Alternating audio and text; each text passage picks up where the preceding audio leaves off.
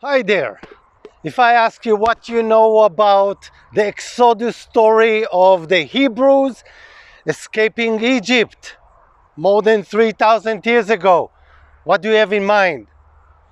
Maybe Moses, maybe slaves, Pharaoh, the plagues, crossing the sea. Who is the hero? Moses? Then I want to tell you a different story a little bit.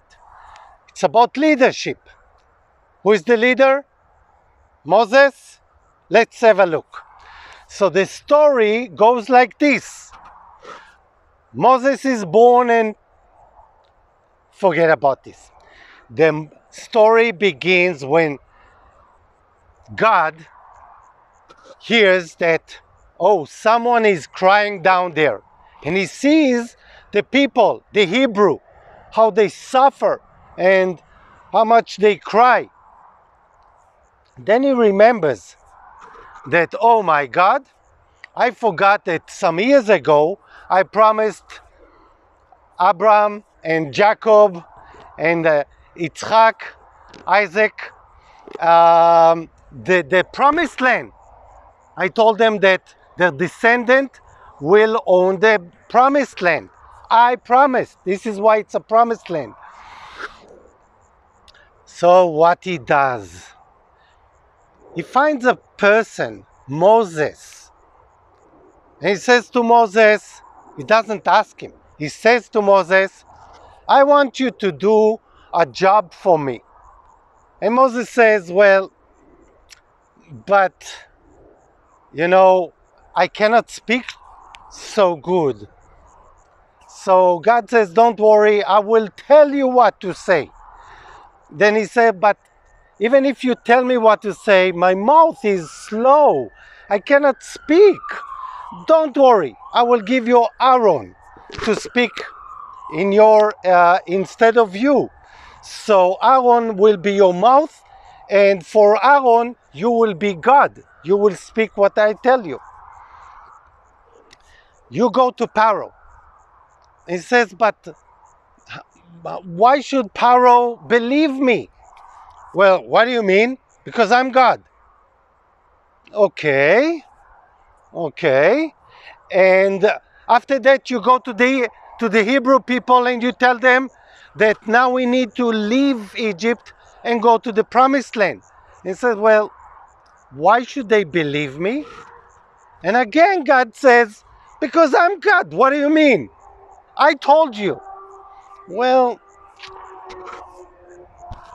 Moses doesn't really bite so much, and then God show him a magic with the stick turning into a snake and some other magics. Moses says, okay, let's give it a try.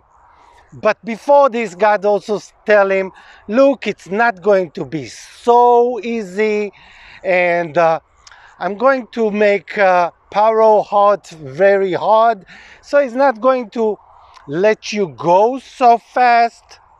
I'm just letting you, heads up. And but don't worry, I will tell you what to do, and you will do it. Now, look, all the time until now, God is doing everything. God is telling Moses what to do, when to do, how to do. He's even writing his own speeches. He's got someone to speak in the name of Moses because Moses doesn't want all this big deal. Okay, just trying to get rid of it. God says, don't worry, I will. So it's everything a mission of God because God wants to do it. Not because of the Hebrew people wants to do it, because they don't. And all the time, the only thing they do is they cry. This is hard. This is difficult. Why now? Why then? Why are you risking our dinner, our meals, our lives? This is all they do. And Moses is also only trying to find excuses of why not doing this mission. What we see is really a leader, and that is God. And this God, which begins by, I know everything, okay, I'm just telling you, and when you tell Pharaoh that it is God, he will say yes. When you tell Israelis, the Hebrew people, it is God, they will say yes, of course. But then he says, yeah, but actually Pharaoh, he doesn't know me. He's got other gods. And the Hebrew people, well, it's also not going to be too easy with them. So we see that God is the one mighty leader is relaxed. And as time passes, he understands that he will need to show more of his tricks and of his powers before Pharaoh will let go, before the Hebrew people will be convinced to do what he wants them to do, because it's not what they want to do. They don't care about staying in Egypt as slaves. And Moses is happy. He's happy. He doesn't want anything. And if it's not for God, he would continue to do whatever he was doing. So this is God's mission. And why this is God's mission? Because he promised to Abraham, to Isaac, and to Jacob, which changed his name to Israel. This is the power of a promise. And when God promised, he is the only one that knows that he promised a long time ago. Still, it is a promise. And he is a leader. So this is a lesson to all of us. First of all, as a leader, you need to be very down to earth. You need to understand. In this case, to understand people who's got nothing, slaves. All they want is just to stay alive. They don't want to go to the promised land. They don't want to take risk. They don't want Pharaoh to kill them. Nothing like this. Or to fight. No, no, no, no. So, God doesn't ask the Hebrews what they want. He doesn't ask Moses. He tells them what to do, how to do, when to do. He tells them everything, but not only this. He protects them. He doesn't let anything bad happen to them during this period. This is the period before the Hebrew people becomes a people. They are only tribes of slaves. Now it will take 40 years after Pharaoh will send them away in the desert. They walk in the desert. And by the way, why do they walk in the desert? Because God knows that it's only a few days walk if they go straight from Egypt to the promised land. But he knows that they will meet over there other nations that will fight them. And they are slaves. They are not capable of doing this war. So he says, okay, I'm going to prevent you from failing and fleeing back to Egypt. How?